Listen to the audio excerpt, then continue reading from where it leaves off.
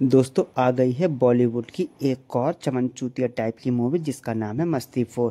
हम लोगों ने देखा मस्ती 1, 2 और 3 में कुछ नहीं, सिर्फ और सिर्फ नॉन और सेंस की बात होती थी, जिसमें सेंस तो था ही नहीं। बस ब्रांडेड दूध की बात होती थी, किसी ब्रांडेड कंपनी के बारे में। यानी कि आप समझ सकते हैं मैं क्या बोलना चाहता हूँ।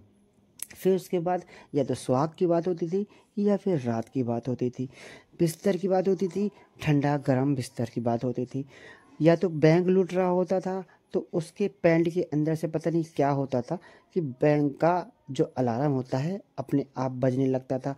ऐसे ही अपन 1, 2 और 3 देख चुके हैं।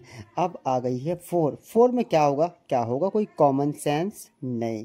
बॉलीवुड है भैया, शाहरुख और रुख को छोड़ दो तो बाकी सारी फिल्में ऐसे ही बन रही हैं। चलिए देखते हैं क्या कमाल करती है मस्ती 4। मेरे वीडियो को लाइक और सब्सक्राइब कीजिए, अपना ख्याल रखिए, बाय बाय, टेक केयर।